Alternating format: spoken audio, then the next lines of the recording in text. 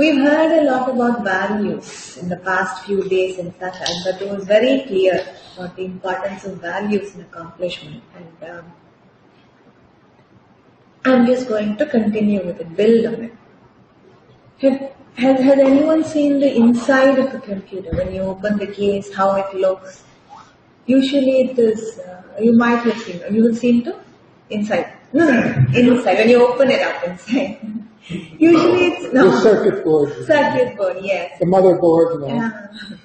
Usually it's the engineers at the computer companies, the students of hardware engineering who need to look at it. As far as we are concerned, as long as it works fine, we are happy.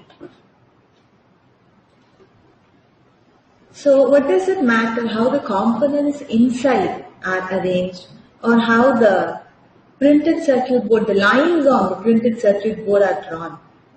If I were to open my computer, I don't even know I would be able to do it, where to open, how to open. But if I did, I don't know I would be able to locate the PCB inside my computer. So what does it matter?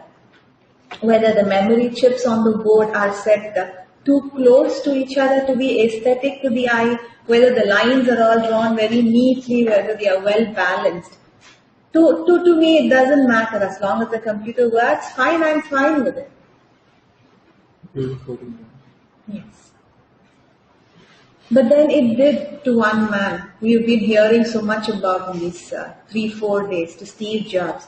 And that is why today we have a whole range of aesthetic, easy to use products such as the Mac, iPod, iPhone, iPad. Steve Jobs, he wanted the circuit boards to be perfectly balanced with clean lines, ensuring that it was captivating in appearance. The outside of a computer, if it is captivating, yes, we do understand, but the inside, which nobody is ever going to see, unless something goes wrong, even then you take to the technician to do it. But then it did matter to Jobs. He was a perfectionist, and a cluttered circuit board, it was an unfinished product to him, so it was unacceptable. In fact, Jobs did so much that we take for granted today. He introduced the multiple fonts. Today we can choose fonts and make something look very pretty, very elegant. And this was something he introduced. Even the carton that the computer comes packed in, which as soon as we take what we need out, we're going to throw it. After making sure we've not left anything inside, we throw it. But he said that should look good.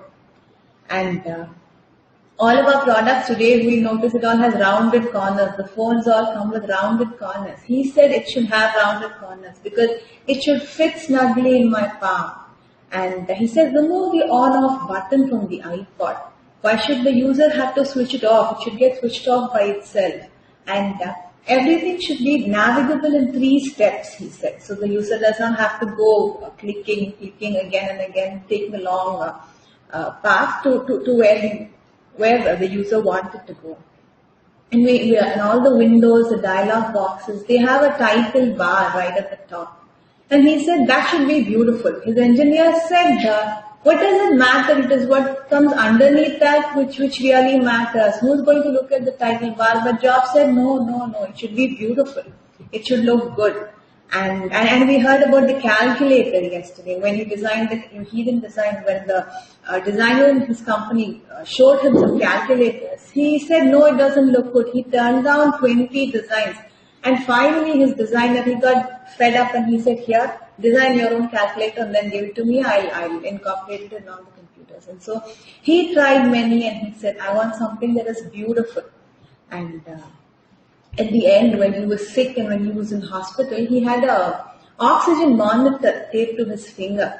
And he told that he could barely speak at that time. And he told the doctor, see, this is too complicated.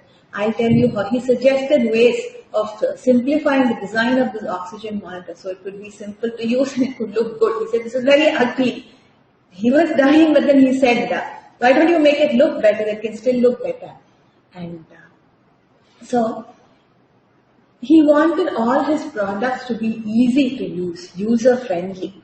He set the industry standards, and in some cases, he even created the industry himself. The values that he emphasized, they were not human, they were not ethical. His values were just values of, physical sensation. If he had been ranked on his morals, his treatment of people, he might have got a negative score.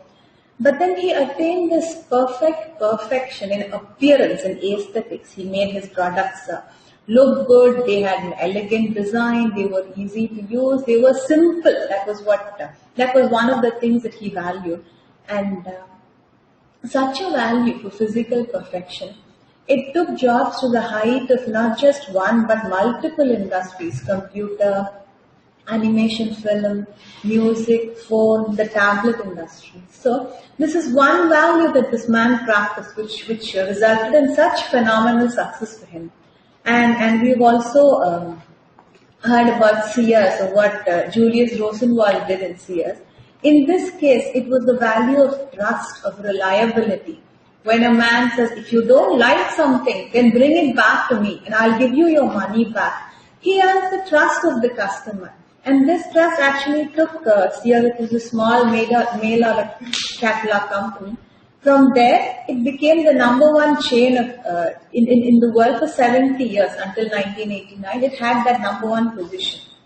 And values are some things that you do, things that you practice. Sometimes there are other subtle values as well. And today morning we again heard about George Washington. When he led the U.S. Army against the British in America in the independence, in the Revolutionary War, Washington was committed to democracy. And when he led the army, he had all the power that there was to be had. Much later, Abraham Lincoln said, if you want to test a man's character, give him power. Washington had this kind of power. Yet when he wanted money for his army, when his soldiers were hungry, cold, ill, they were starving in the winter, he never once overruled the Congress or acted arbitrarily. He had the power to do what he wanted.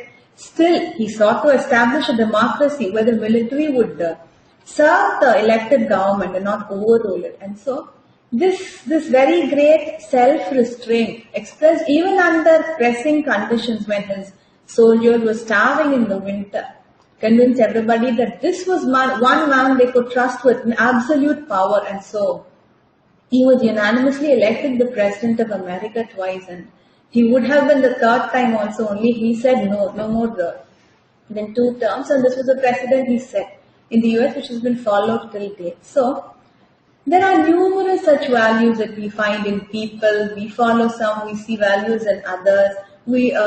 Groups of people, societies have some values, companies do, even entire countries have values. America is known for its freedom, more so for not being class conscious. Anybody from any background can rise to the height of, to the topmost level in their field. In America, Germany is known for its engineering perfection. In Japan, it was very touching after the tsunami, the earthquake and the tsunami in 2011. There were people who actually volunteered to go to that Fukushima nuclear power plant to fix it, to prevent any further damage. They were risking their lives, their health, their future, but still a lot of elderly people, they said, we will go. They volunteered to go there. So it was the culture of that country. And why are we talking about values now? This is a course on accomplishment. It's because we see a very close relationship between values and accomplishment. Any case of accomplishment, if you take, we see the values were present. And so before I go any further, I would just like to invite comments from everybody here about values. What is a value? We talk about values. We do have a general idea of what a value is. We know what is a good value and what we shouldn't do, what we should do. We do have these ideas, but what is a value? What do we mean by value? Anybody? Is it something we follow, something we are taught? Why do we even follow it? What do we call a value? Any suggestion from anybody? What comes to mind when we think of the word value? Something that we cherish and something like rules for us. Rules which we cannot overpass. Something like this. Mm. And if we overpass them or neglect them, then we feel like bad. Right. Morally. It's a question of the rules, not morality. It's a question of the Rules, okay. You know, when we are talking about morality, what is actually morality? But when we are talking about values, that's the part of our identity. Okay. And our identity is very confused. Because we can be multiplied identities, controversial identities. For example, you are gay, but you are Catholic Church member of the Catholic Church, and Catholic Church tells you to be gay. It's actually not good. And what is your value in this moment? What is your identity? What are your priorities? We have many of these examples about identities, multiple identities. You are in discrimination position. This is not saying a value if I am living in discrimination position. For example, if you are if you are gay and you are living in Saudi Arabia, or you are living in Poland.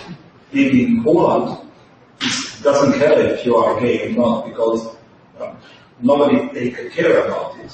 So then your value connected to your identity is different. Okay. So you're removing the moral aspect from the value. Anything, your comments?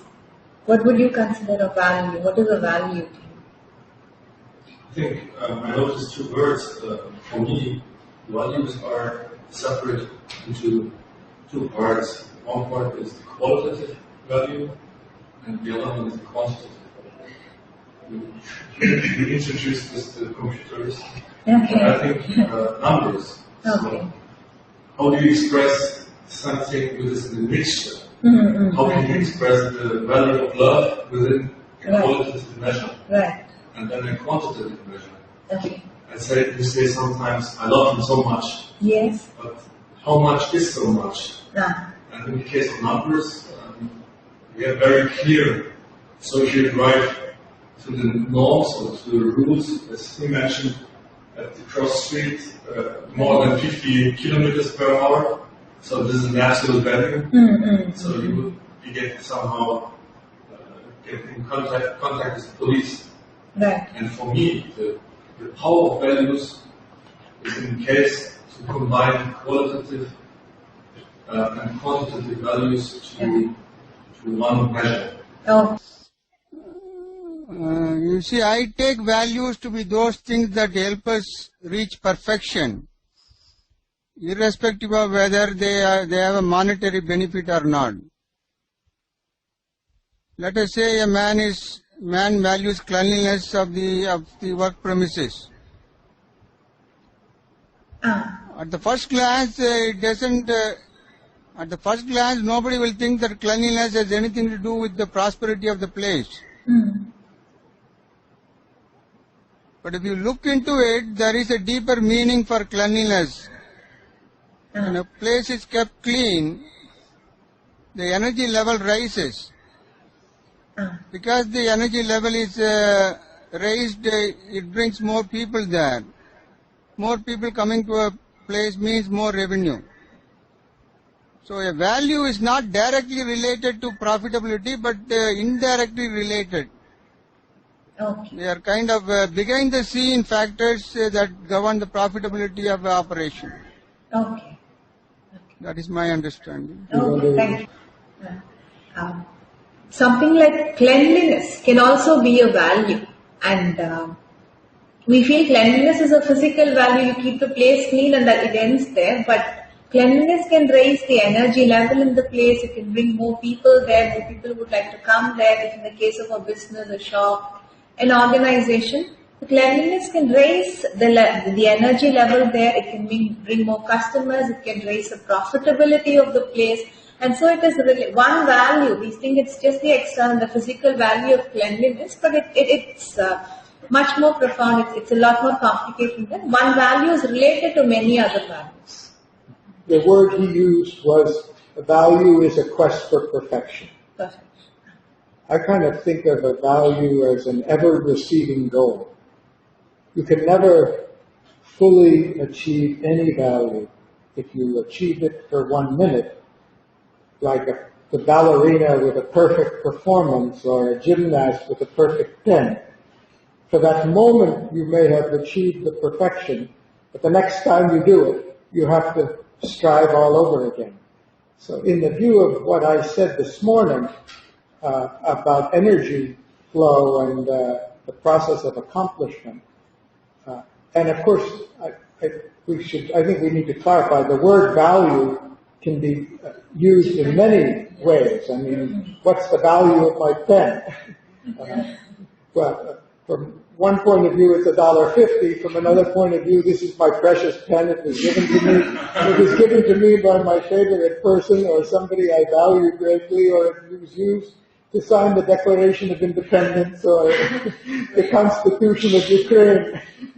So it has different types of value, obviously, and what I value will be different. I think we're using the word now in the sense that of something that's akin to an aspiration.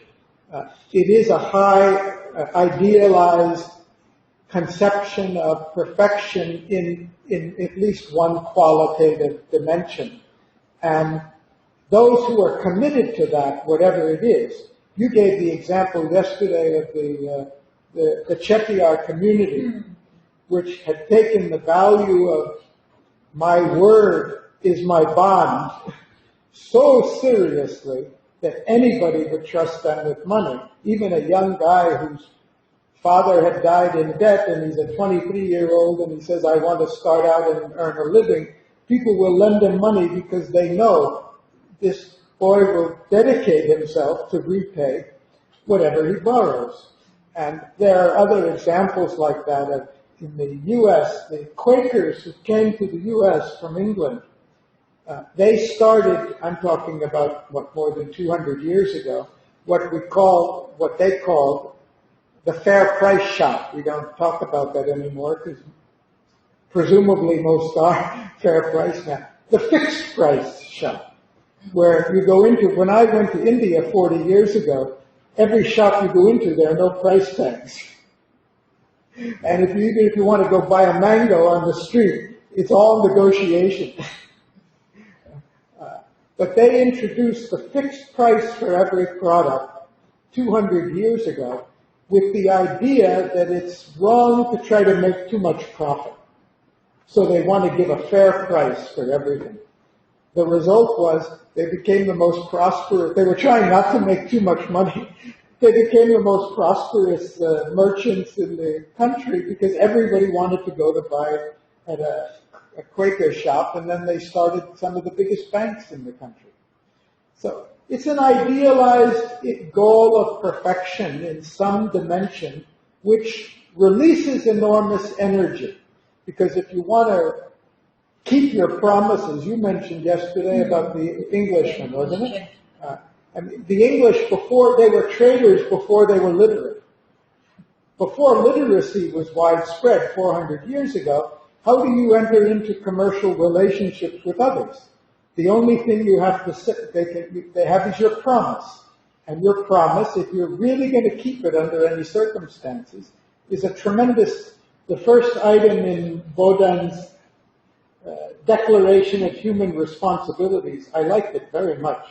I don't know if anybody else has commented. The very first one is speak the truth. How many politicians in the world would qualify for their positions if we did? I said we could stop with one. One declaration is enough. When I ended up in a lawsuit 30 years ago in India, and I found out that in the U.S., if you speak something falsely in the court, it's perjury. And it doesn't matter whether you're a witness involved or uninvolved. If they prove that it's perjury, you end up in jail. I found out in India that the definition of the lawyer was somebody who could lie more cleverly to the judge than anybody else. And what disheartened me was not that he lies, but when he's clearly exposed, not the client, the lawyer, when he's clearly exposed for lying, The judge doesn't even reprimand, and he says, okay, I caught you this time, let's see what happens next time. So how do you have a criminal justice system when there's no value of honesty? Yeah. And read out this one. Yes. Okay. So, it was good to hear a number of different views actually about values. All of them do explain what values are. We can call it a discipline that is internalized as self-discipline. When a rule comes to me from outside, don't do this, don't tell lies, or do this. It's a discipline that is imposed on me from outside. When I have internalized it, and when I say, this is what I am going to follow, whether anyone is looking or not, watching or not, will catch me or not, no matter what the consequences, whether anybody expects this from me or not, this is what I am going to do. Then it becomes a value, and a difficulty or a crisis, as Olina, you just mentioned about your country, the crisis which brings out something in all of us, the patriotism in us. It's sometimes a difficulty or a crisis that is required to bring out these latent capacities in individuals, in societies. A crisis comes to us from outside. It's a compulsion of outer circumstances. Values are what one imposes on oneself, instead of something from outside coming and bringing out what is inside of me. When I say, this is what I am going to do, I am going to keep this place very clean, then it is something that I impose on myself. And this is one value which I am just using as an example. When I impose something on myself, then it becomes a value. And we just came up with a number of different views, definitions of values here. That just shows the complexity of this entire idea of a value. When Steve Jobs insisted that all his products should look good, they should be aesthetic, he was talking about a physical value. When you when you open the computer for whatever reason, if you do it, then you will be able to see the very, very clean design of the printed circuit board. And that was a physical value. There are values such as courage, taking responsibility, of being pleasant, of having a harmonious relationship with others. All these are values of the emotions. Again, these are broadly categorized this way. One can come under two different columns, or there can be changes, but these are the broad categories. And when Washington refused to act arbitrarily, it was a mental decision of belief. So values can be at the mental level, and there are some values that can even transcend the mind and touch even the spiritual, like kindness, love. You mentioned love, it cannot be quantified. Something that is physical, maybe it can be quantified, but there are some which cannot be, like faith, goodness, self-giving. There is no way you can put a number to it. So these are even a higher level. They go beyond the mental values. And so this is what makes this entire idea so complex. The values, they can be at different levels. When I keep the place very clean, it's a physical value. When I'm very courageous, no matter what, I am not going to compromise on my stand, on something that I believe in. That becomes emotional. When I take a decision, I am not going to tell a lie, I am not going to accept a bribe, I am not going to act arbitrarily, whatever I do, I will do legally. Then it becomes a mental value. Again, these are very broad categories, and one could go to another column, one can come under 2 or 3 columns even, but we can broadly classify them like this. Is there anything here that you would be interested in, or something that you feel doesn't come under this quality? Why is this a value? If you see the rest of Pride and Prejudice, one of the things that goes almost unnoticed when you read the story, at one point, Mr. Bennet's youngest daughter elopes with this guy who's a scoundrel, and it looks like the whole family is going to be ruined by it. And it turns out that then he gets a letter from his brother-in-law in London that they have found out the couple who were hiding, and they have persuaded the man to marry the girl by agreeing to pay off all his debts. And the rough estimate is that this will cost about £6,000. Well, Mr. Bennett's a fairly comfortable upper-class rural family with an income of £2,000 a year, which is enough to be the most prosperous family in the community. But for 25 years, he's not been able to save anything in raising 5 daughters. And now his brother-in-law says that he has spent £6,000 on behalf of the family to save the family from disgrace and ruin. The brother-in-law is a wealthy businessman. He's not asking for anything in return. He's not saying you must pay it back. He's saying I have done it. And Mr. Bennett says, how am I going to pay him back? I was looking at the one on honor. For him as an English gentleman, even though his brother-in-law has the money and may be willing to spend it, his honor doesn't permit him to allow somebody to spend that money to save his family. Well, how on earth is a man who's not been able to save money on an income of $2,000 a year, how on earth is he going to save enough to pay back £6,000 without starving to death in the process? And yet for him, that's a real value. And the outcome of the story is very telling, which I'm not going to say, but how that money gets paid back is even more interesting. So that's what, I mean, the word honor, we don't normally think of it that way. But for him, the Englishman's honor is, I cannot allow somebody who, even if they offer, to accept it, to take on a burden that's not their responsibility, but it's mine.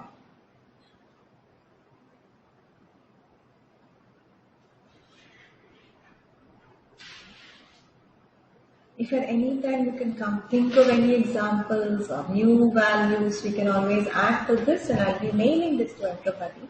And I'll move on for now. So what do values accomplish? How do they accomplish? We taught all these values from childhood as our ideals. No, you shouldn't tell lies. You should sit properly. You should say hello. You should say shake hands. There are so many rules that we are taught. This is right, this is wrong. You shouldn't do this, you should do that. Sometimes doing something, values are not just things that you do, like when you compliment somebody, it's very nice, but values are also when you don't do it, like Washington. He had the self-restraint not to go out and get what he wanted, what his soldiers so desperately wanted. Sometimes holding back your criticism. We all know that speaking is a lot easier compared to keeping quiet or not telling something that you're just waiting to tell somebody.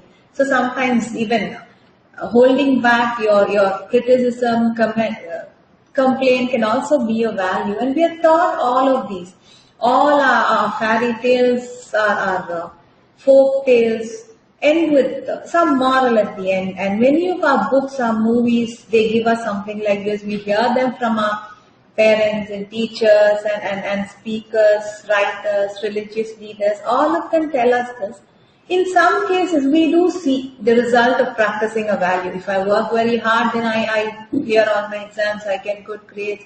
If I do well if I work hard in the office, then maybe I get a promotion, I get a salary raise. Sometimes it's very easy, but then there are many other cases where all the exceptions to the rule come to mind. Well, that person did not have this value, but still he was a success. Why did they have to, like Steve Jobs? He did not have a bath for many weeks. He did not treat the people well. What value was he practicing then? How was he a success? He was such a great professional success. Why did Washington really have to starve and let his men starve? Sometimes all of these conflicting thoughts also come. We've been hearing a lot from Alberto about the negative side also of everything, of society. There is a positive, there is a negative side to society, to social authority, to conformity, to energy also.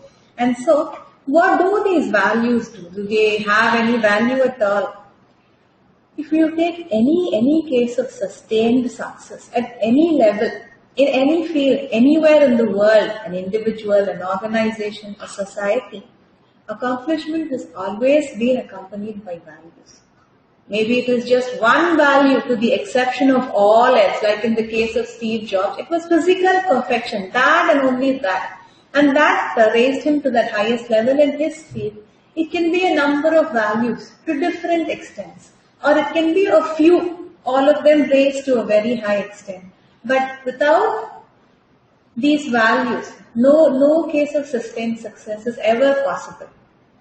Just as physical skills are the channels through which physical energy is directed so as to produce results, values play a similar role at the psychological level. The quality of our values, the intensity of our commitment to these values, they determine our accomplishment, the level of our accomplishment. Yesterday, actually, I mentioned this Northwestern Mutual. To go into more detail into this case, to start from its history, it's a US financial organization, and one of its products is life insurance. It was started 150 years ago in Wisconsin, and soon after it was started, in fact 2 weeks after it was started, there was a train accident, and two of the victims in that accident, they had just taken life insurance policy from this company. It was a small company, it had just started, and it received its first two claims, which amounted to $3,500. The company had just $2,000 with it. It had just started, and they didn't expect to get two claims 2 weeks after they had started.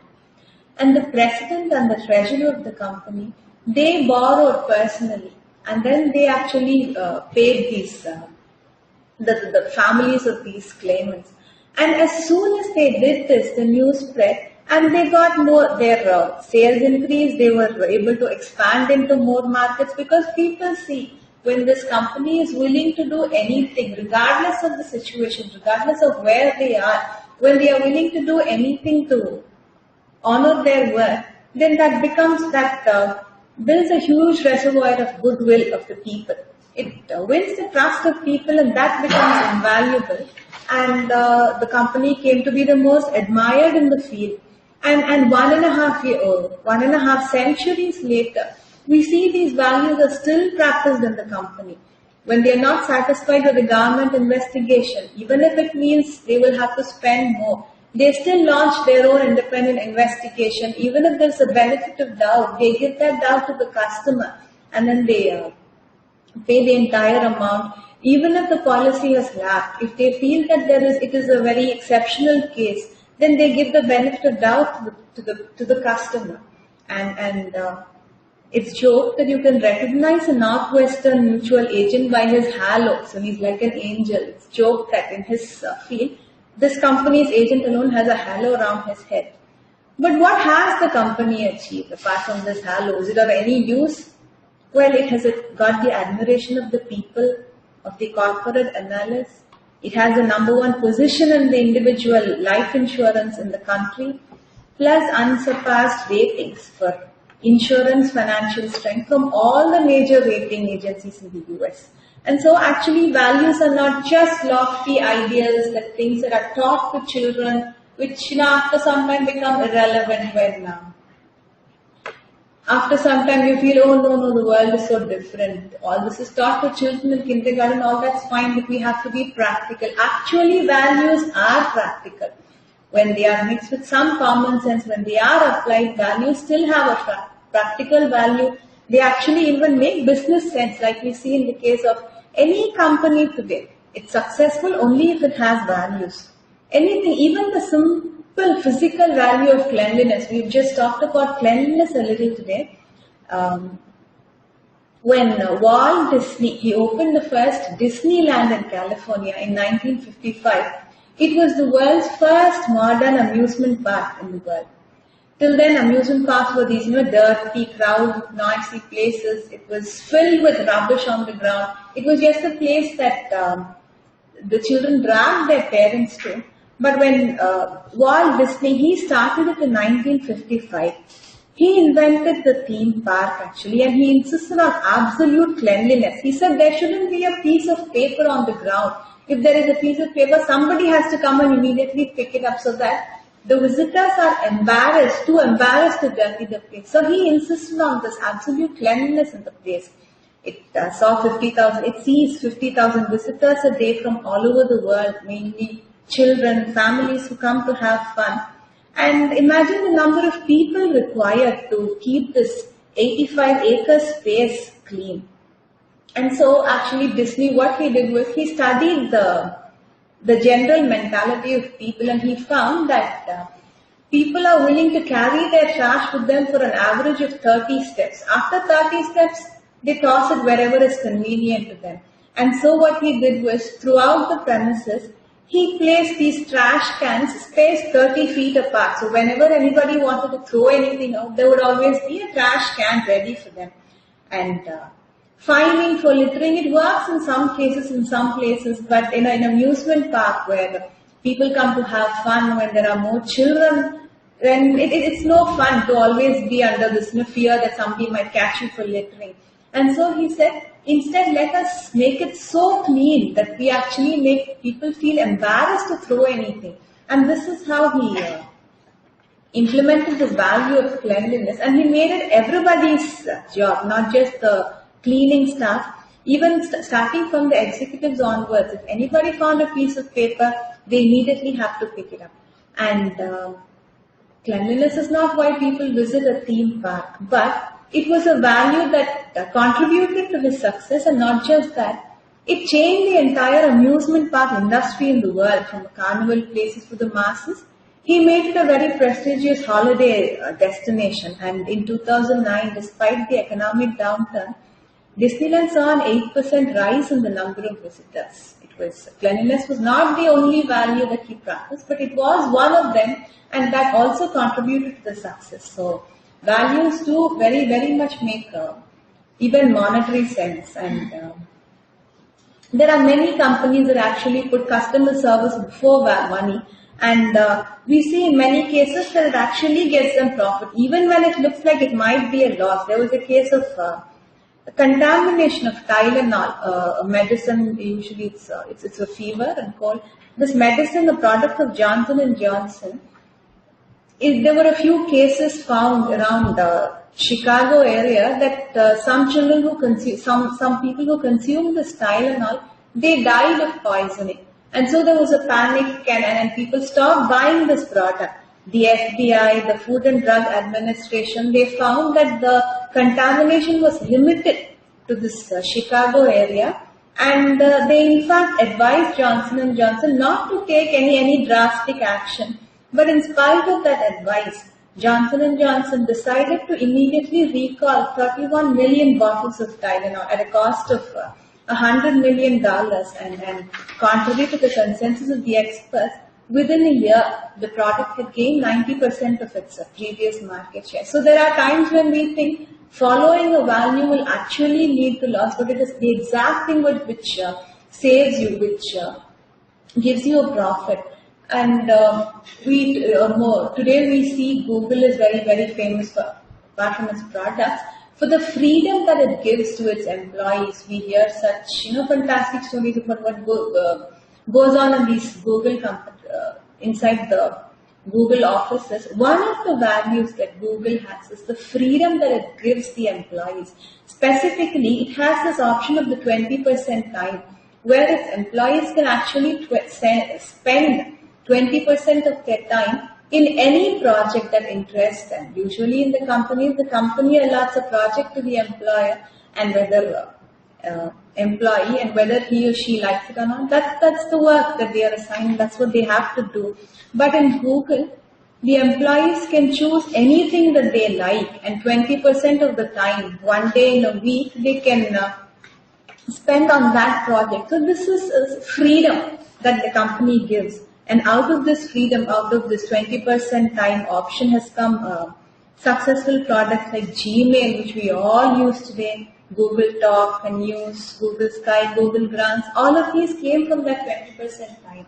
You give freedom to the employee, and from that something good comes. It's the value of freedom that was implemented in the company. And so I would like all of us to spend a little time thinking of the values that we practice and the result that we saw, values that maybe somebody else we saw we see practicing, values in our organization, our country, and the result that has come out of it. And we can always learn from the good examples, but sometimes the negative examples are also very good teachers. So the lack of values and the result that it has brought. So I wonder if, and any of you can come up with some examples of values, positive values, practicing them, and the result that is brought, or the lack of values and the consequence of not having any values. I can continue. Yes? I can add something about the Google. Okay. They have the value of freedom, Yes. which is depicted in this 20% of free time. Right. Also, they have the value of freedom is well shown by the way their offices usually look like. Yeah. They are like complete freedom of action, many open spaces, and the places where you can sleep or play or whatever.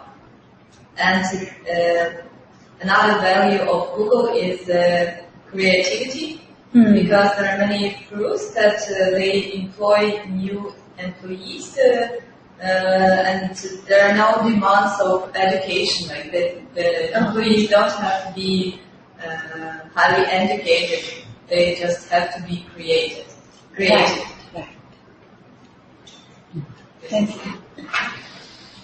Earlier you mentioned that you went back to the example of Washington and you emphasized his self-restraint in the use of power. What I forgot to say, which is most important, is, if you look around the world, there are very few countries, there are some, but there are relatively few countries where the military has never been a threat to civilian authority. And that there has never been a military threat to civilian authority in the United States since the country was started in 1789, from the year of the Constitution. That value that he had as an individual became institutionalized in the country. And wherever America has been instrumental in setting up a new government anywhere, like in Japan, for example, or in Germany after the war, you have the same characteristic. That the military, and it's of course, I'm not saying America is the only one like that, but seeing how many, in India, the same thing. They got the value from the British, and in Britain, maybe that's the answer out there, that Washington got it as a British tradition, the liberal tradition that the military only serves because Britain, it's equally true, as far as I know, there's never been an instance of military trying to tell the civilian government what to do. At least not back to the time of the Glorious Revolution, anyway, Cromwell and Monk.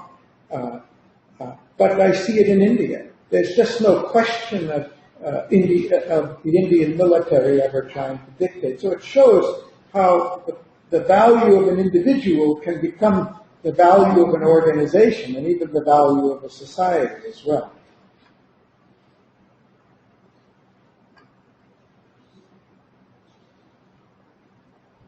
Sometimes the lack of values can also be even better lessons where they were valued. Values that were not practiced and the negative consequence that it had. And Sadhara? I like cleanliness seems to be a very simple thing and almost too prosaic to be associated with high ideals. But the fact is, thinking back to my own experience, I've been in lots and lots of companies, and I don't think there's any exception to this. Every company I've been in that was losing money, they were not maintaining even basic cleanliness. And every company I've been in that was really at the top of their performance, doesn't matter what the industry, whether it was insurance or breakfast foods or something else, they have always given that meticulous attention, not only to cleanliness, to punctuality. I was talking about what time did the 10 o'clock meeting start, or I gave the example of Delta Airlines. That urge for perfection in many, many different areas. So, and this Sears, we take this money back guarantee for granted today. It's the least that we expect. If the product isn't good, then we're supposed to take it back. But this was not the norm at all till Julius Rosenwald introduced this in Sears. He said, if you don't like your product, bring it back to us and we will give you your money back. And this was something so revolutionary that actually it built this idea of trust in people. And there were so many instances where people seemed to be irrational, but still the company did not ask any questions. In fact, there was once this case where a man had brought some tools actually. And they were old, they were rusty, they looked like they were very many years old. The whole thing was rusted the entire time. So he brought it back to Sears. It was a Sears product. And he said, well, these come with a lifetime guarantee, but they all are rusted, so I want my money back. And the person at the counter said, okay, when did you buy these? Where did you buy these? And he said, well, actually I bought a house, a second-hand house, and I found these tools, this tool set in the attic in that house. So maybe the previous owner bought it, I don't know when, but I found in the house that I bought, and so I know this is a Sears product and I know it's rusted and you have, it comes with this lifetime guarantee, and so now I want my money back. And he got his money back without any questions. So Sears has that, it has that value that without any questions asked. It doesn't matter what the amount is, when it was bought, whether it looks like it has been used for 6 months, for 6 years or even longer. Absolutely no questions asked, but it gives this money back guarantee, and it values that actually. And so this has gained the trust of people, it has built this reservoir of goodwill from people, and it has raised it to the number one position in this industry, which it held up to 1989. It had it for 70 years. In the world, the largest retailer in the world. I remember talking to a customer service agent who was doing this kind of thing, servicing customer complaints. And she hated, in one sense at least, she said she hated her job. I said, why? She says, because customers come in here and exploit us all the time, and I get so angry at them.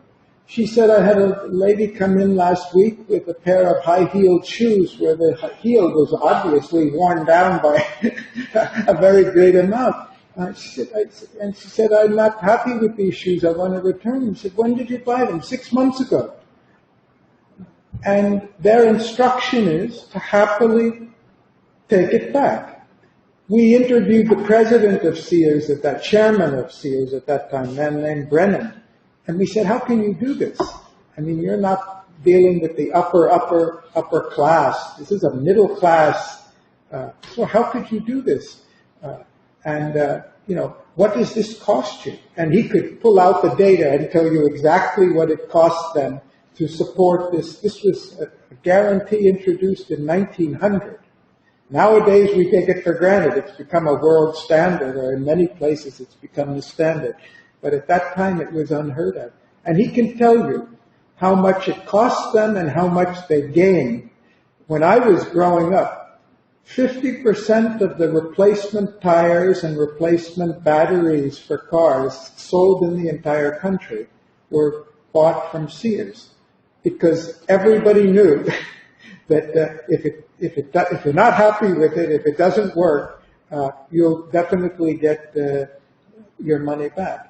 So it just created that trust, tremendous trust.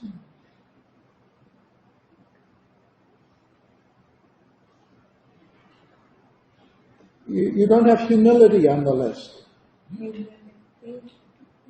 Can I add humility? Oh, yes. And the mental, psychological values. That's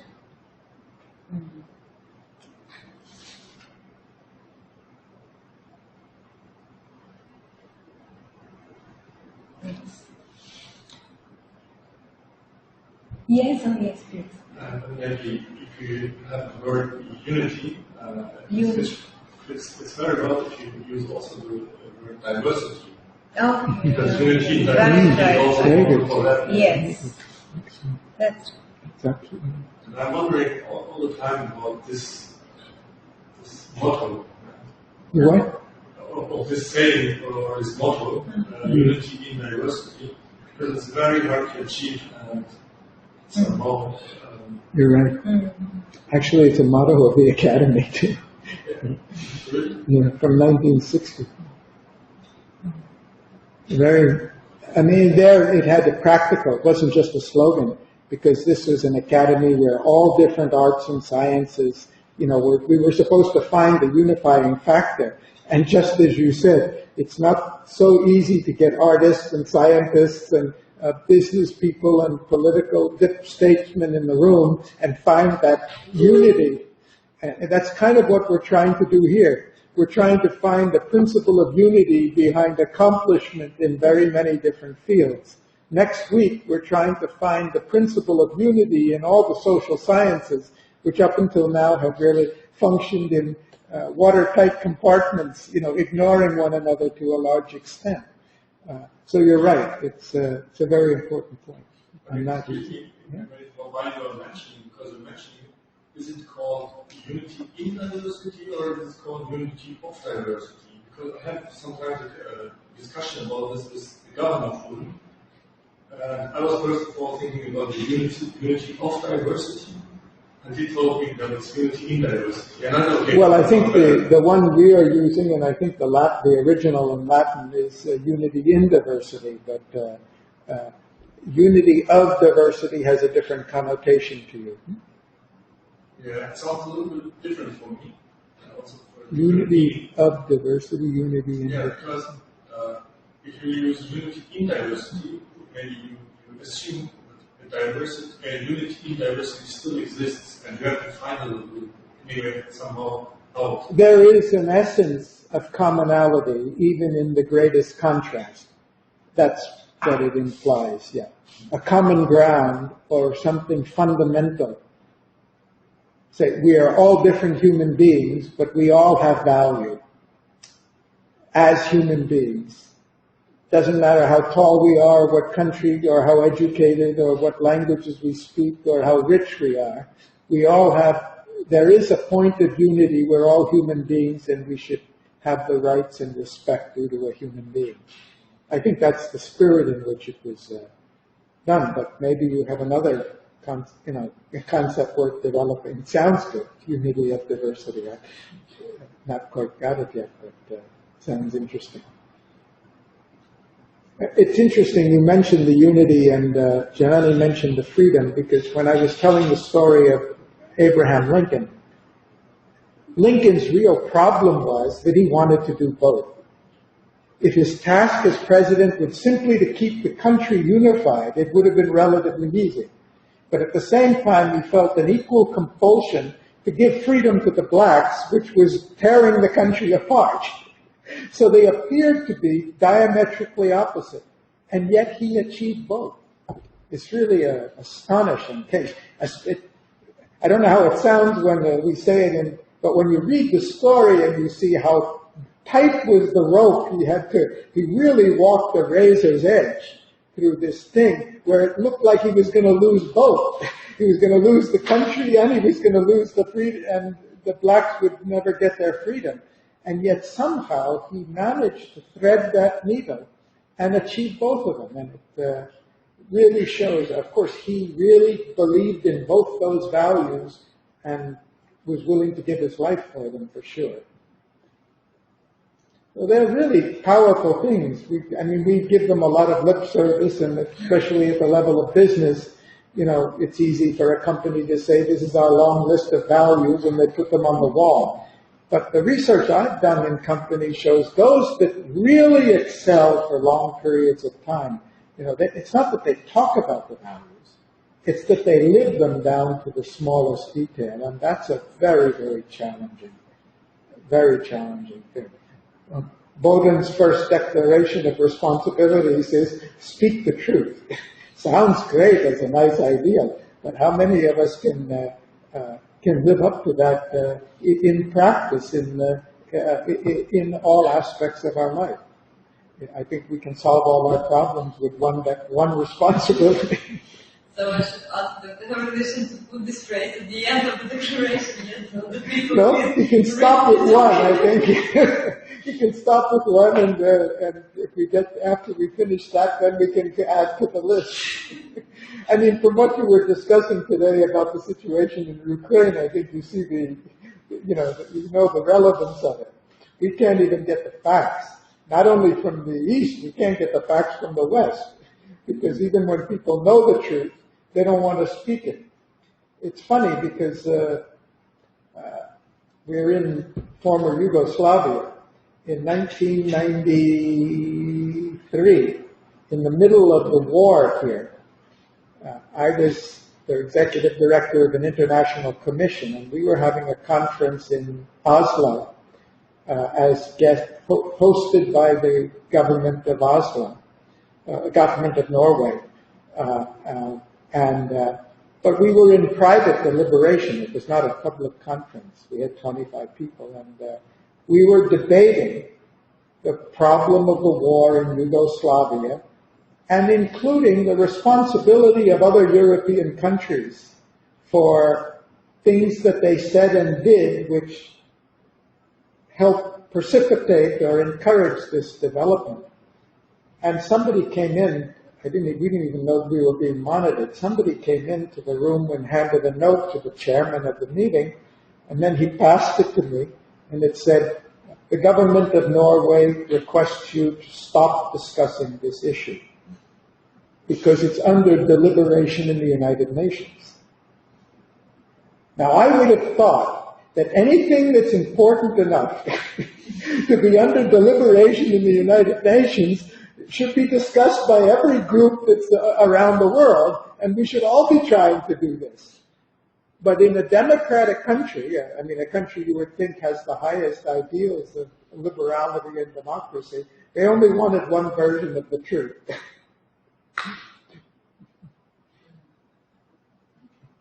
Sounds very interesting because if it hasn't my personal experience, I would have found it very difficult to believe. No. Because I have somehow to pass it as a question. How do you say it? It's not an exam, but you have to answer some questions about how do you think about different values and different things. And one of the 30 questions, which was in the college in London, they asked me about everybody, 30 persons. Do you think you can lie to an audience from any given topic that you are inventing in your mind? Maybe if I am an engineer, I try to lie about water. And I looked about it and said, if I can invent it by myself, yes, I can invent anything about to lie first to the audience. And the second question regarding this part was, could you lie to an audience when the topic is given to you? That if you invent the topics by yourself? And it was a much more harder question. I answered also yes. And the thing was, this was the right questions, right answers to somehow, maybe lying is also a need, because examine the bank, the crisis, world financial crisis in 1933, or also what happened last year, 5 years ago, the German Chancellor, Ms. Merkel, and the financial minister all the time says, your money is safe. But all analysts know that was not safe, because if you are not able to somehow manage the situation to avoid much more complicated things or much more problems, then I think sometimes lying is also a need, but you have to do somehow to rescue other problems. Other values. Yeah, correct. I'm sure that there are a lot of politicians that will agree with you. And right now we have a great sense of outrage in the U.S., for example, and in many countries that the Russians are lying about what they're doing in Ukraine. But how do we feel when we found out that the American government was lying to its own people about what was going on in Iraq that justified the invasion of Iraq? Oh, this was okay because it was for national security. So I think the truth of that example that you've given is that it is true to say that which is what FDR said. He didn't lie to anybody. He said, if you stop being afraid, if you stop panicking, if you stop creating the problem, we will solve the problem. He did the same thing. He didn't lie. He didn't say everything's fine and a rosy picture and it's all a mistake like that. He didn't say that. He said, you're acting like cowards and causing a problem and you'll ruin the country that way. Be responsible. Commit yourself to be part of the solution and not the problem. So there's more than one way out. I mean, politicians are brilliant at finding rationale for in the national interest of the sake of humanity, why she should lie to everybody. But there are some politicians, they say that they are sometimes lying. Also, like the Vice President here in Parliament made a very good joke beginning of this year. We are doing Stuttgart, and he wants to smoke a cigarette. And outside there are standing two persons, one woman and one man. And he checked out the cigarette and wants to light it. And then the woman asked him, he's the Vice President maybe, and then he has some good contacts to everybody in Europe. And he said, yeah, I want to smoke something. The woman asked him, when do you want to stop with smoking? He said, these are one of the two bad things I'm doing maybe all of my life. One is cigarette, and the other one is sometimes small lines. I think it also to sometimes say to the person that I have to lie is also a very honest way to try to fix problems in the first steps. Yeah. It's interesting discussion. There's another side to this, which I got a real education in the mid-'80s. Because after Ronald Reagan was elected as president, in the next 2 or 3 years of his first term, the newspapers in the United States were constantly reporting the lies told by the President of the United States. And after 2 or 3 years, the Washington Post published an editorial in which they said, we don't understand what's going on here. Every month or every year, the President is telling more lies to the people, and we think it's our duty, not because we're after the President, but because we believe in a free press. We think it's our duty to inform you about this conscious, intentional, and systematic falsehood. And every year the President's popularity is going up. And we don't understand this. What does it tell you? It's not just that human beings have an urge to lie. Human beings have an urge to be lied to as well. And every population elects people who will tell them what they want to hear. The problem is not with you. The problem is not with us. The problem is with them. You're doing everything right. The problem is with them. Our financial problem is not because we're not working hard enough or we're not paying our taxes. Our problem is the European Bank. Our problem is Germany or somebody else. So this is really touches a deep chord. Now you're anyway, very interesting discussion. Okay, go ahead. Okay. Taking your time. Okay.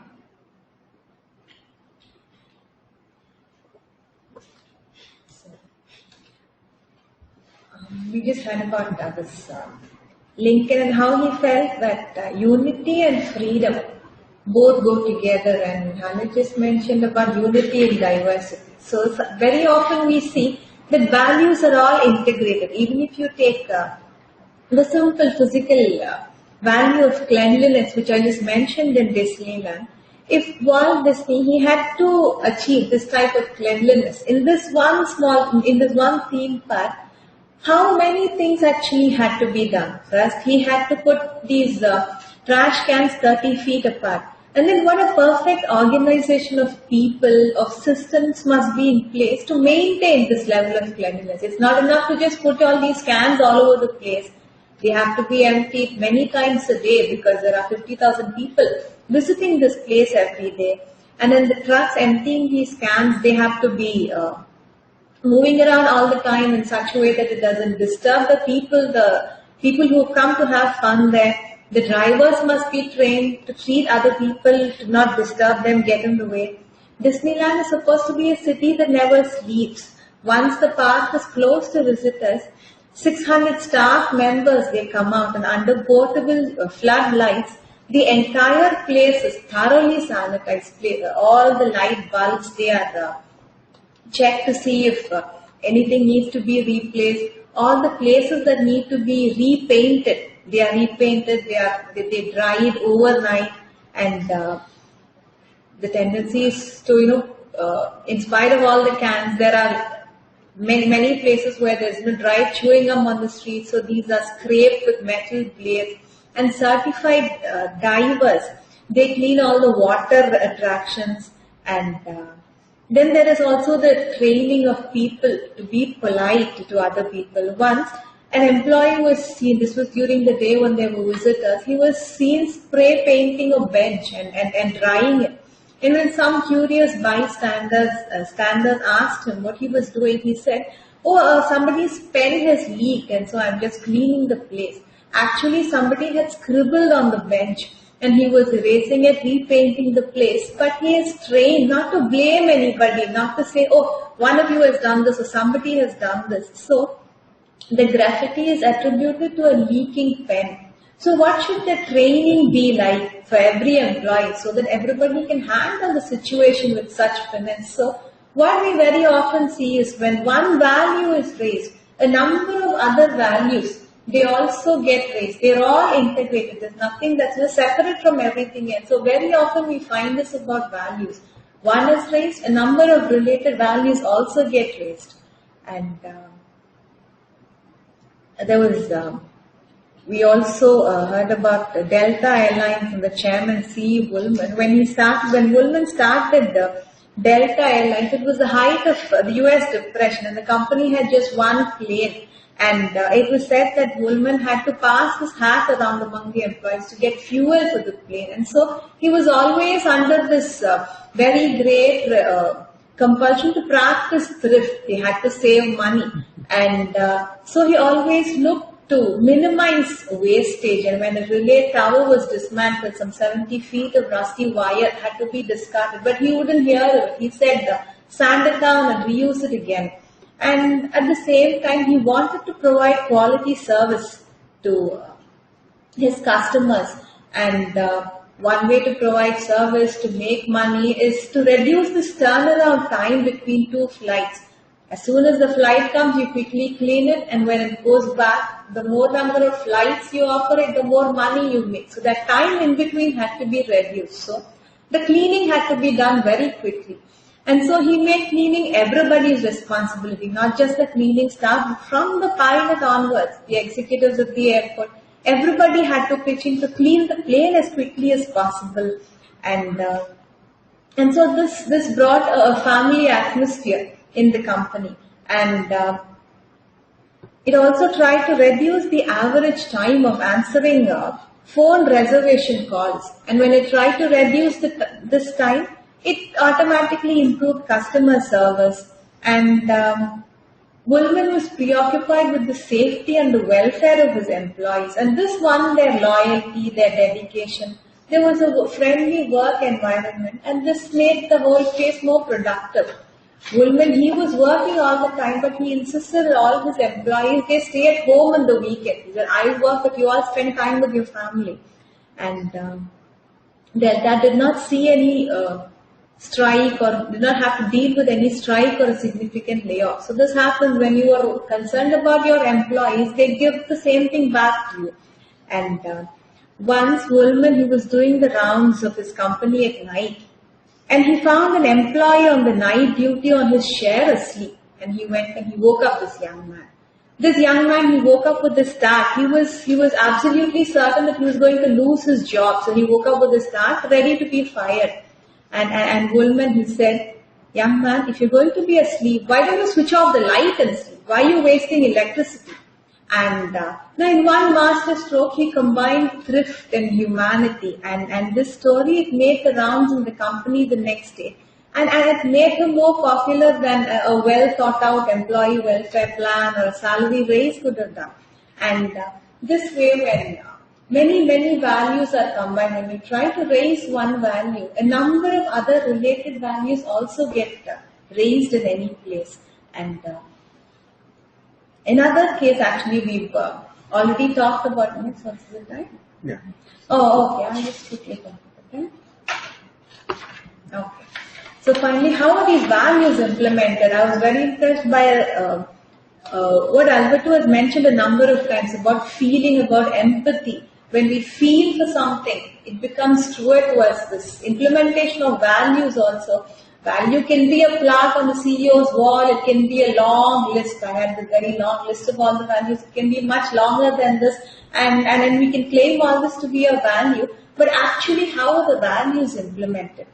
It is only when in all our emotions back this idea. It's not something that we just decide to do physically. I can say, oh, well, I'm going to say thank you to everybody. But no, there are some times when you can even be very rude.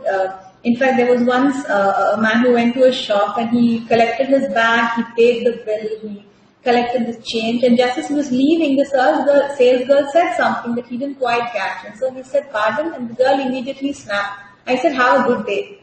I mean, you might as well not say that. Her instruction is, as the customer goes out, when you hand over the change, you say, have a good day. But she takes it just as a task that she has to follow, that she has to complete before the whole thing is done. And it's done? Oh, okay. And so this is not a value, it's just a physical act on the outside.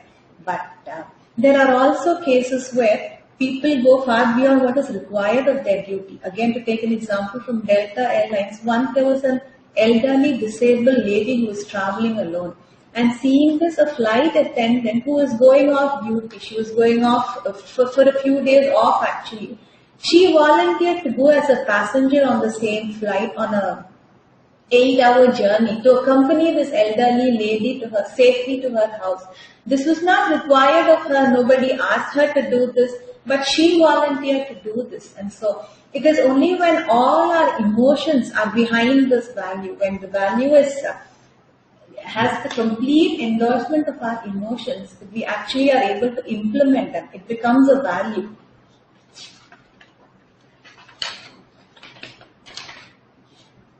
Very often we feel, oh, I'll do all of this, I'll do all these ideal, these lofty things when I'm very rich, when I'm successful, when I can afford it. But till I get there, I have to resort to all kinds of things. Actually, striving for high values is not a luxury for the successful, but it's actually the way to become successful. We will be able to think of a number of exceptions. Many questions come to mind. It's not all so simplistic. Oh, if you practice this, then good things will happen to you. Sometimes it looks like life is more complex, but actually if you see the bigger picture, if you see in the long term, accomplishment is always accompanied by values. Thank you. Thank you.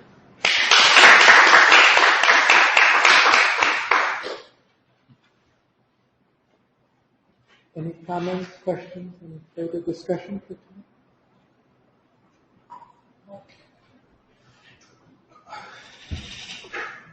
In terms of a species, human species,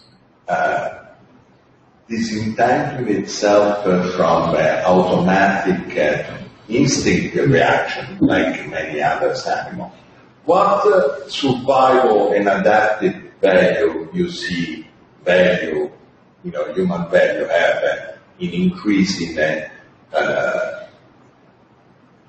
survival and prospering as a species. As a species, what are the values that we have for our survival? What value do you see in values Yeah. as a contribution to Human evolution of the species. Oh, in the evolution, what is the value of values? I'm not very sure again. I think it's a wonderful question. I would like to. I meant to say, we as a species have more and more developed cortex and we are a learning mammalian more than any other. And, that is adaptive for our survival strategy. What the survival strategy, all you said, in your opinion, bring to our survival and prosperity? I think it's a great question because that's one way to define values for me. That values are not just high, idealistic, utopian goals. Values really represent the quintessence of wisdom about survival and accomplishment.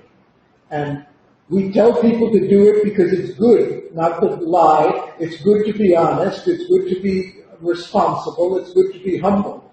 But the truth is, these are also the best thing for us, the best thing for our life, our community, and the society as a whole. And I think that could be a great definition of values.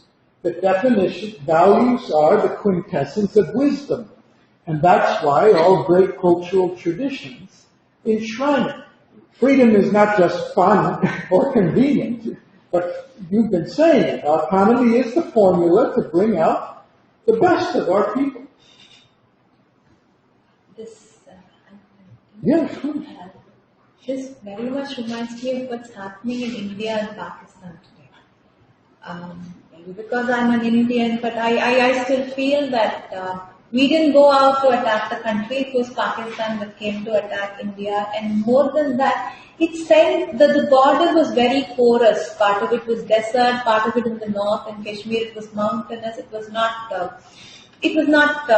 sealed properly. And so they kept sending in people, militants, mercenaries, people from Afghanistan.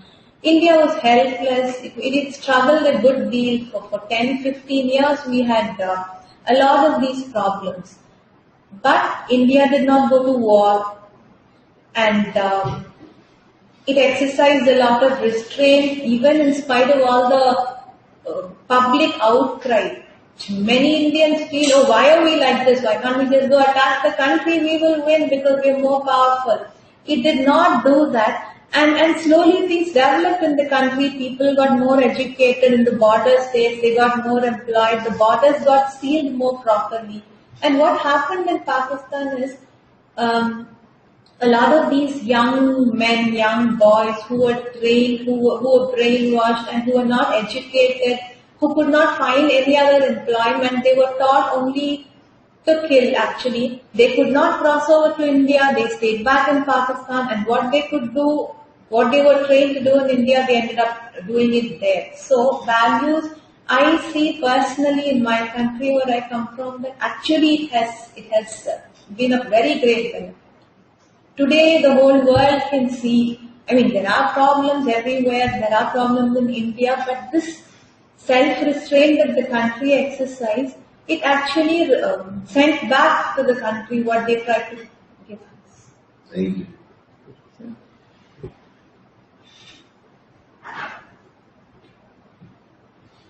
And for the survival of man, probably little louder.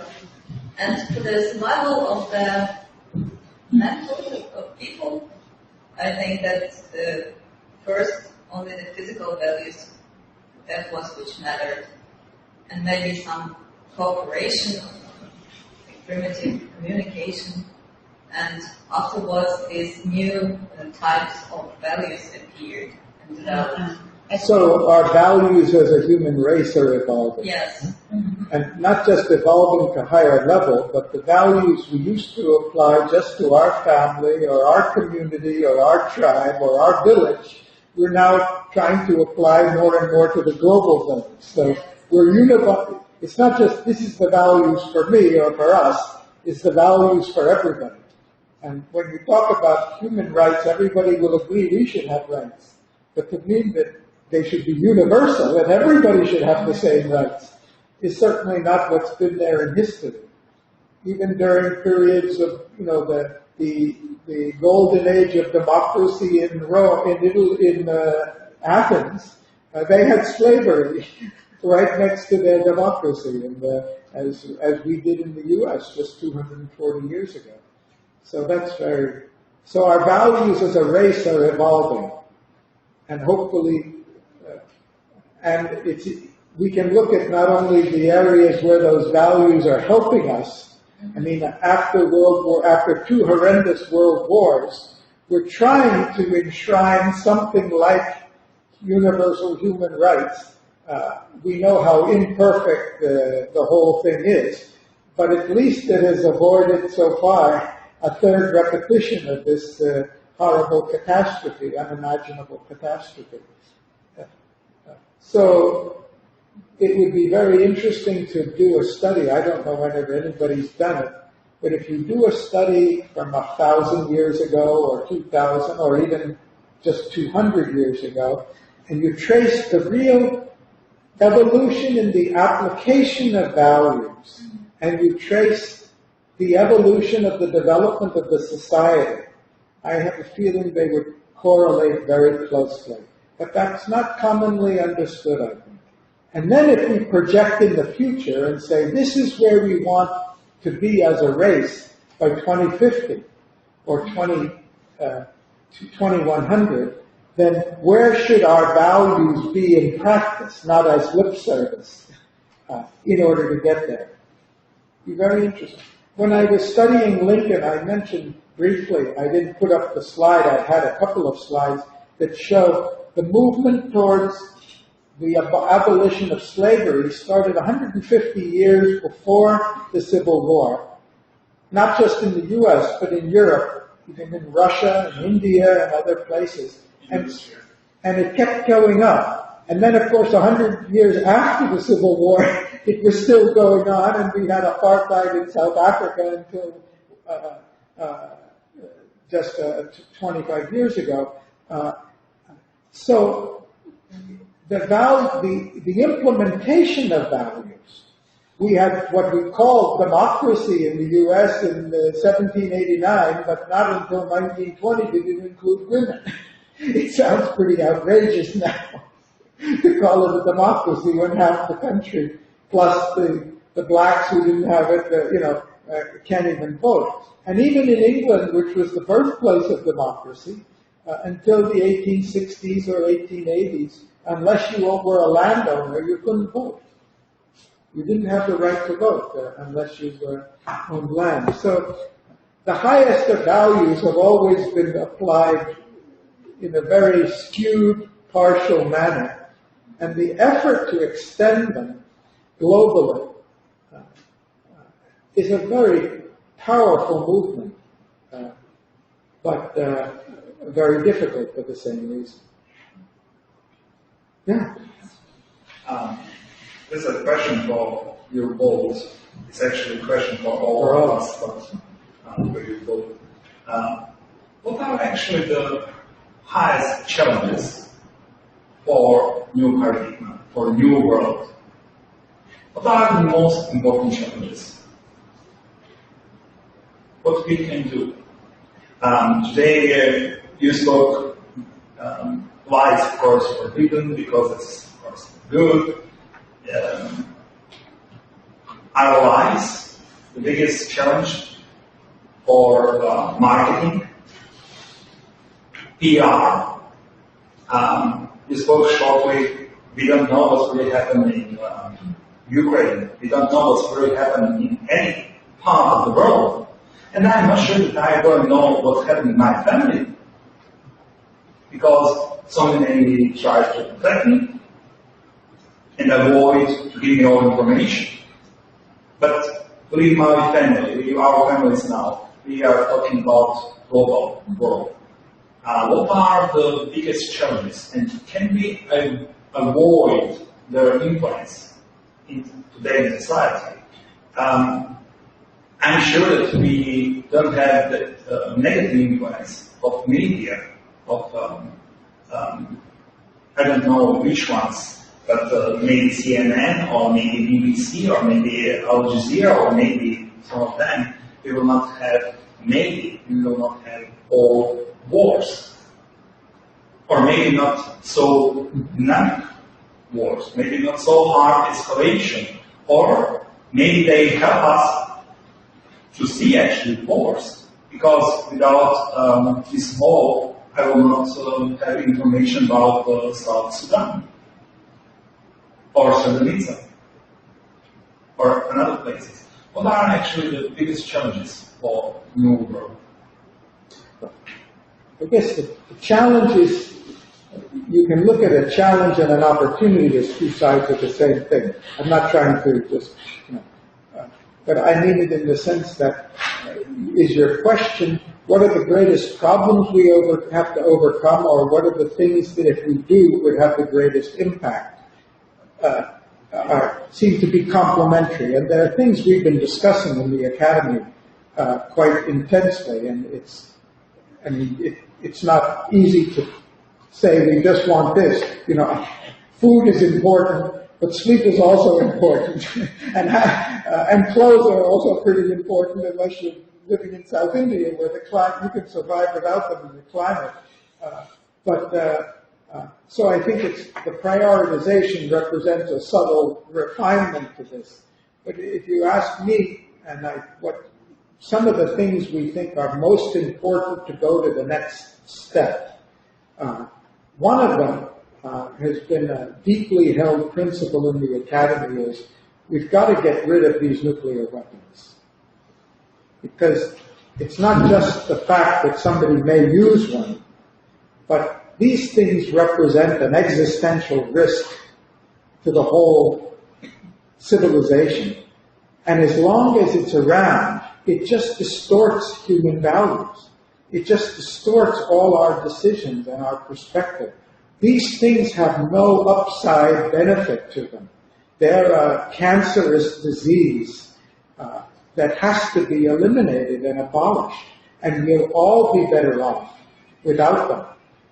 And that was the promise of the NPT when it was signed in, 1966, I think it was, that we were going to get rid of these things. And that's why it's not that we were just stopping the proliferation to other people. That was the first step in getting rid of them. I think obviously we all recognize that our system of international governance, our institutions of global governance, are completely undemocratic, unrepresentative. We've got 5 countries in the world just by virtue of the fact that they happen to have been the, quote, victors in World War II, that have this magical device that we call a veto power. And they can decide whether the world government, it's not much of a world government, but whether the institution that's supposed to represent 180 some odd governments of the world can act or not, any one country, just because they happen to be there. They're not the biggest countries in the world anymore, or not all of them. Soon India will be larger than China. They're not representative of humanity. In fact, they're not even representative of their own people.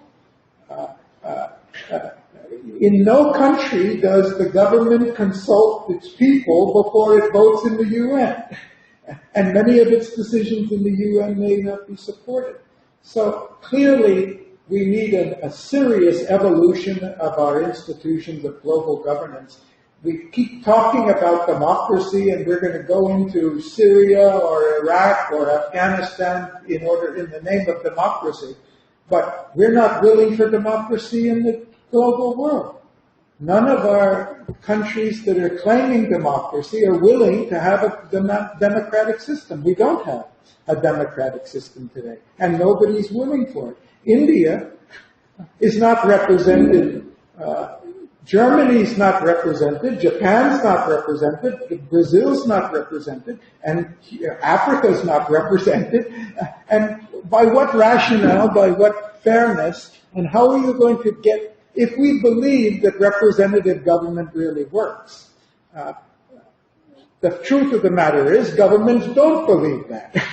They don't want it. They don't want to cede the power that they have any more than George III wanted to give up his colonies, at that time. I think a third issue, which may not come, it's something we're talking about in the Academy. It'll come up next week. We have a discussion on it, is, we use the word democracy, and we all brighten up when we think of democracy as the freedom and autonomy, and certainly democratic countries tend to have more autonomy than their other governments of other description. But as Alberto's narratives on the sidelines have made clear, and we are increasingly aware of, we don't really have democracy in most countries. What we have is a plutocracy.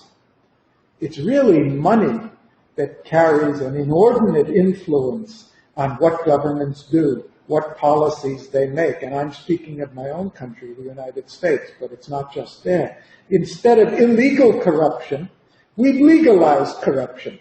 We've legalized the right that companies that may not even be citizens, they may be owned by anybody, are allowed to spend any amount of money in the elections to get, in the media. Unless we are going to really get a democracy that's more than just on paper, but really works like a democracy, clearly we have a long way to go. We've taken a very active stand in the Academy, and we've talked about this a lot, not just made it as a claim.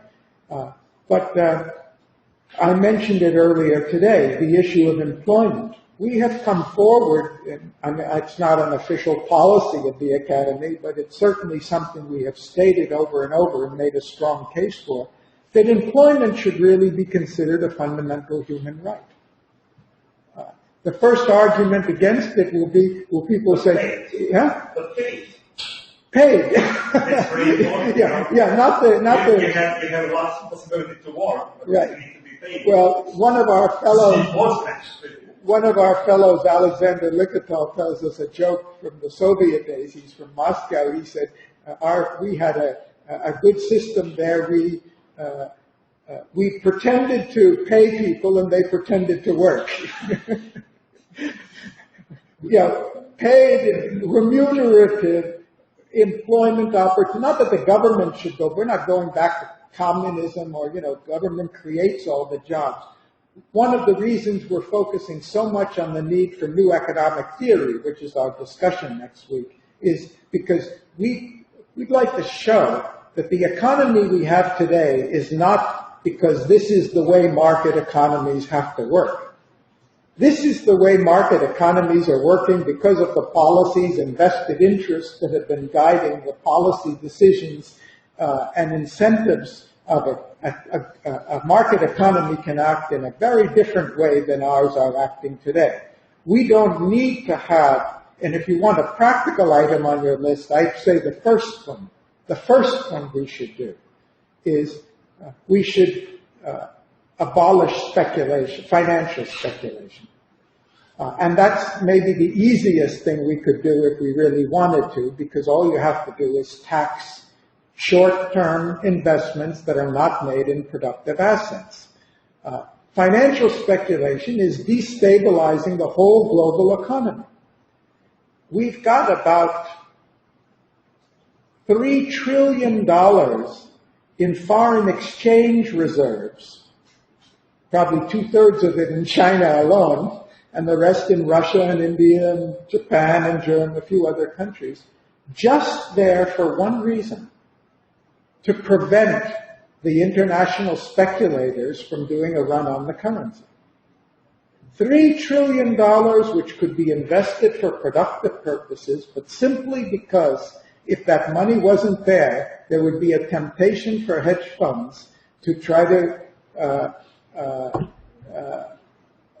speculate on the currencies as they did in East Asia and caused a huge crisis 15 years ago. The whole purpose of financial markets is to serve the economy. That's why we needed them practically. Financial markets were a great invention.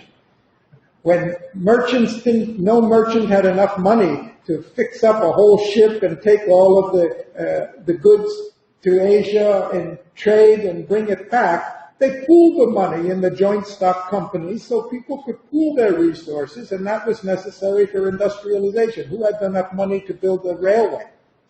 So you create a financial market where everybody could pool money for that purpose, and that supported the growth of the real economy during the Industrial Revolution. Today, the financial markets represent 80%.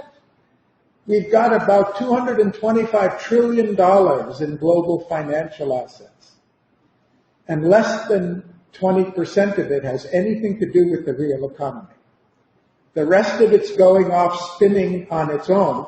In fact, one of the phenomena of the last decade is you've got more and more companies that are taking their profit and putting it into the financial markets because they make more money there than they do in producing products and creating jobs and meeting real needs. This is economy run amok. And it's not the natural law of economy that we would be tampering with.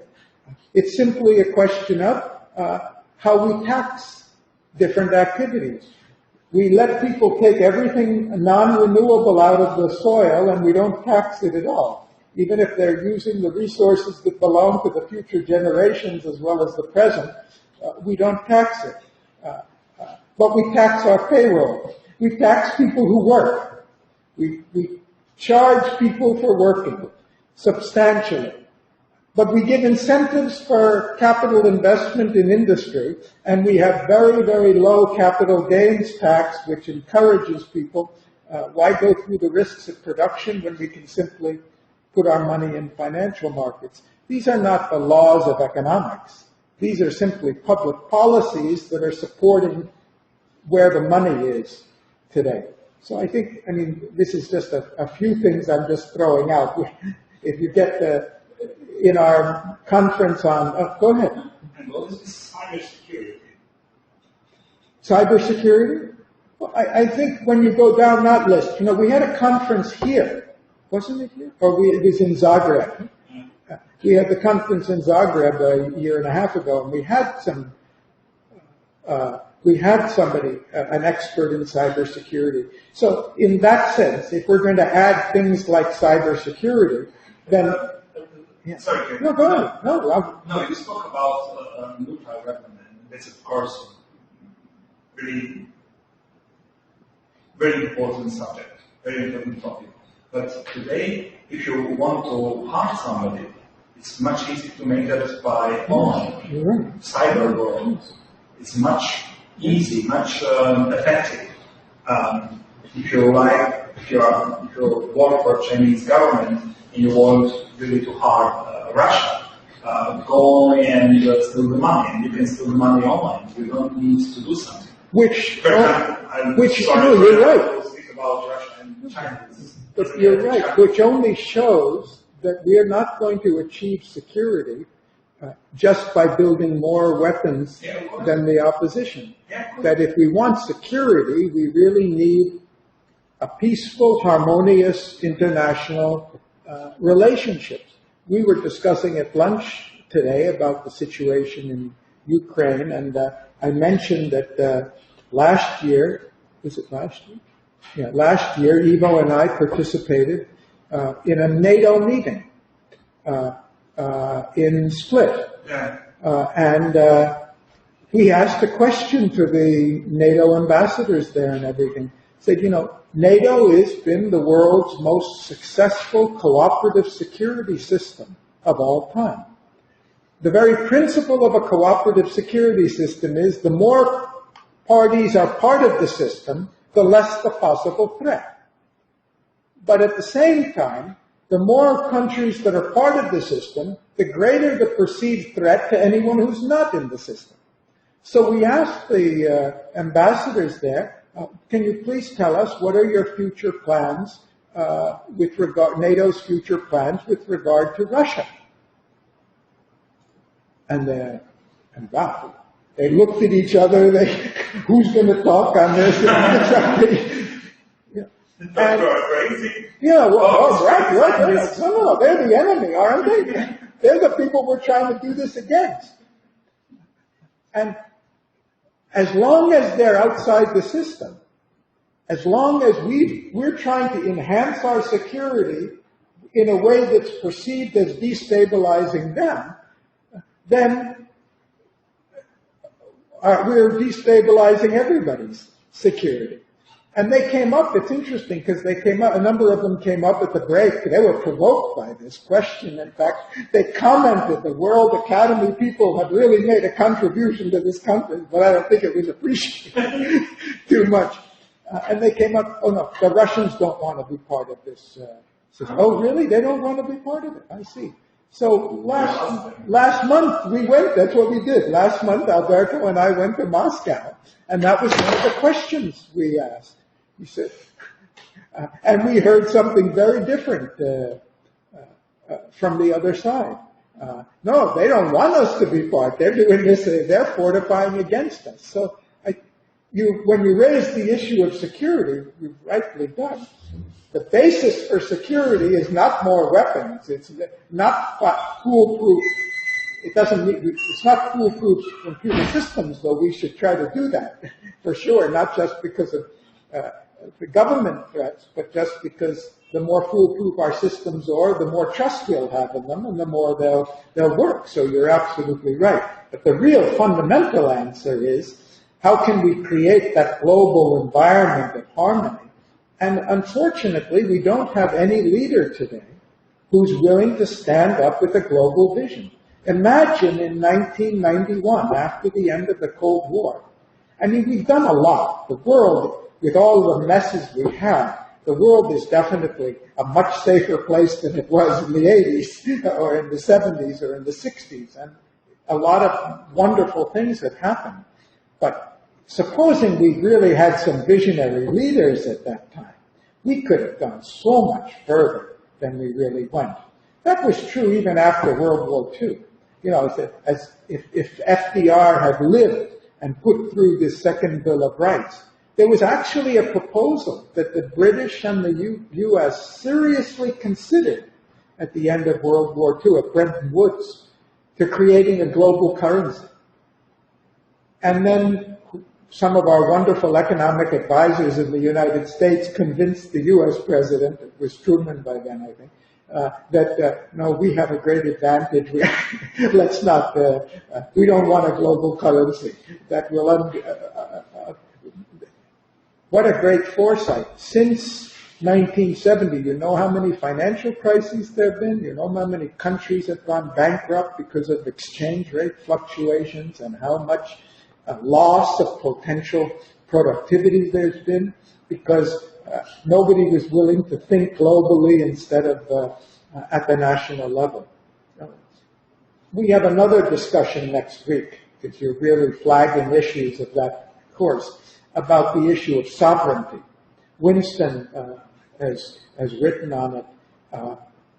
By the way, he's written an article now on the legality of plutocracy. In the U.S., with reference to the U.S., though he used a fictitious country, an article that will be coming out in September on the constitutionality of law as it's been supported in the U.S., that a corporation has the same rights as an individual, and they can spend any amount of money they want on elections, and which is just undermining the democratic system. It's written a very nice That's actually this legalized corruption, what you mentioned. Yeah, I call it legalized corruption, and we don't deserve the name democracy. That's the problem. We're misnaming things and feeling proud of what we don't have.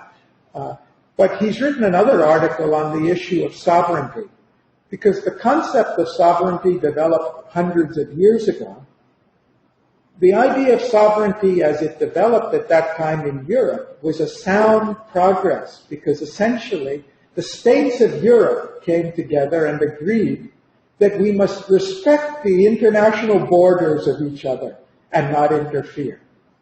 And if you don't interfere in what's going on in my borders, I won't. And of course, that was a time when for 500 years, they were all interfering with each other at every opportunity and trying to instigate and get a little more territory. So the idea of sovereignty at that level, even though they weren't democracies, they were almost all monarchies at that time, but we respect it. But you can't build global governance and global on the basis that the nation state we don't respect that. We didn't respect the sovereignty in Afghanistan when they said the Al-Qaeda is free to do whatever they want from here. We didn't respect the sovereignty in Syria when we didn't like what Assad was doing, or in Iraq, or in anywhere else. So, what is the concept? That we need an evolution of the concept. If the state has rights, we don't deny that states should have rights. Human individuals should have rights. What about the rights of humanity? But you you speak actually now about sovereignty in the fact of the some kind of political sovereignty. But actually, I think that's more important is, for example, in the moment, especially in Europe, financial sovereignty. Any of European countries, and I'm sure Germany belongs to this group too, actually is not sovereign in this kind of financial sovereignty. You have political sovereignty, that means actually you have the border. Fine, you have some military, they can protect the border. But it's only one part of sovereignty. But what type of sovereignty do you have if a nuclear power plant 10 miles on the other side of the border explodes? It doesn't respect any national boundaries. No, stay on your side of the line. And if we've got global warming, the Earth's climate doesn't respect. No. We didn't generate this. This problem came from the U.S. or from China. So don't warm us here. As Alberto was saying, the Mariana Islands or whatever they were are going underwater for nothing that they have done. So obviously it's a flawed concept. We need to represent the fact that humanity as a whole has rights and sovereign rights. The earth as a whole has a right to some sovereignty as well. That's the lines that Winston was taking, and something that we as an academy think. We need an evolution of our concepts. I come from a country where we say, yesterday you might have seen in the paper that a 10-year-old girl at a shooting range shot her instructor with an Uzi. And now they're asking the question, who on earth and why on earth would anybody put the hands of an Uzi in the hands of a 10-year-old child? I think it was even a girl, I'm not sure. Yeah. But, and you know what the justification for this is? It says in the Bill of Rights that was written in 1789 or 1791, whatever it is, the right to bear arms. The right to bear arms is a fundamental right. So my argument is, at the time that was written, arms means a flintlock rifle where you can load one bullet a minute and you can shoot it about 30 or 50 yards before it starts going off. Well, anybody who wants to have a flintlock rifle today, I won't object. They didn't mean Uzis, submachine guns, rocket launchers, and anti-tank missiles. Come on, let's be reasonable. The world has evolved since then, and we've got to evolve with it. Well, when it's convenient, we do that. When it's not convenient, we stick to the letter of a law. The idea that a document written 100 or 240 years ago must be literally interpreted is pretty stupid in Alberto's famous words. No, but actually, if you give the user to the girl, then actually she's ready to kill somebody. And the young lady, she was really ready to kill. She killed instructor. So if I'm part of this child, then I need to know what is the next step. The next step is to kill somebody. That's maybe only happen too early. Maybe they close the plant for months. But if you give the booster to the child, it's really happening. Anyway, a lot of very important issues. These are the kind of things that we're working on. I don't say we've got the answers, but we definitely recognize our concepts have to change, our values have to change. Good questions. Janani, I have an intriguing question about American history. See, the U.S. public has been promoting feminist rights as a great value in itself for the last 50, 60 years. Yes. But surprisingly, the country has not come up with a woman president for all its promotion of feminist values. Yes. I mean, India is a male-dominated country, but in this country, we have had a woman prime minister for 17 years. True. And particularly Tamil Nadu, we have been having a female chief minister for more than 10 years. But it is in this American nation that with all its support for feminist rights and freedom, no woman president has so far appeared on the scene. Yes. Is it possible that the American male is kind of objecting to the female authority in the president's chair? The question is, the US advocates rights for women. The women are more liberated in the US than in many other countries, but there has not been a woman president in the US ever. Whereas even Asian countries, India, Pakistan, Bangladesh, Sri Lanka, we have had Indian presidents, prime ministers. The state that I come from, Tamil Nadu, has a lady as a chief minister. So how is it? Women are supposed to be suppressed in India and they come to this top position in the country, whereas the US, which gives women more freedom than many other countries in the world, has not had a lady as a president. We were just discussing yesterday that what appears on the surface can be different when you go deeper inside. And in fact, Olina, you mentioned that there is a stereotype of the Russians, and I think of the Ukrainians, and they are cold, but actually they are very warm inside. Whereas in the US, people seem very friendly on the streets, but it stops at a level. So there are different levels to which we internalize these values, and that makes a difference. But in this particular case, I've seen that all of these examples in India and Pakistan, in these Asian countries, there is this culture of the dynasty, of the family playing an important role. And all the ladies who have been presidents, prime ministers in the Indian subcontinent have come from families that have had that have been political dynasties. So without any link to any political dynasty, I don't know there is anybody at a very high level who has come to such power. But in the US that culture is not there, but who knows, maybe the next US president will be a lady. Well, it's a good question, Ashok. I don't know the answer either. I liked Janani's answer about the dynasties. That's true in Asia. We've had U.S. governors who were women. We do have. We did have a U.S. vice presidential candidate. Hillary wanted to be the presidential candidate in the last election. She will be, or likely to be, the presidential candidate in the next election for 2016. So it may come soon. One of the questions you might ask, and I haven't researched it enough, is because I think the number of women voting in the U.S. may be equal or greater than the number of men. I'm not quite sure, but I think it might be. Our women are more educated than men are nowadays. There are more women in graduate school than there are men in the U.S. So I think that may be true. You might ask the question not what the men are doing, but why aren't the women electing a woman? They are, after all, 50% of the electorate.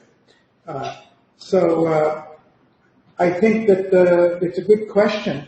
I would say maybe if you ask just for a gut reaction and not an informed opinion, I would say the cultural values in the U.S. are much more masculine oriented than in India. India, you talk about Mother India. We don't talk about Mother America.